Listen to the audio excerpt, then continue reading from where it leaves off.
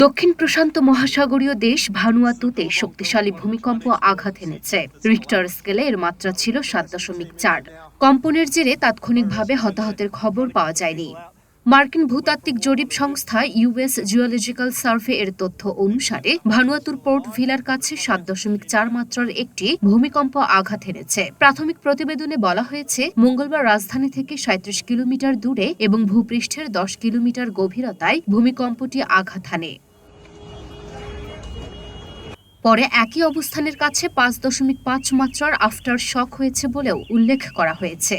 হনলুলুতে অবস্থিত প্রশান্ত মহাসাগরীয় সুনামি সতর্কীকরণ কেন্দ্র বলেছে, তারা ভূমিকম্পের পরে ঢেউ পর্যবেক্ষণ করেছে, কিন্তু পরে ফিজি, কেরমাটিক দ্বীপপুঞ্জ, Kiribati, new Caledonia, Papua New Guinea, Solomon দ্বীপপুঞ্জ, টুভালু এবং ওয়ালিস অ্যান্ড ফুটুনা সহ প্রতিবেশী দ্বীপগুলোর জন্য জারি করা সুনামির হুমকি প্রত্যাহার করে নেয় তারা।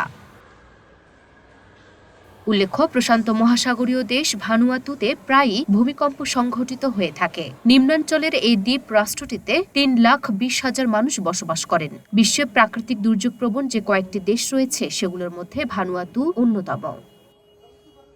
Luna Afroz, Nipa, Dhaka post.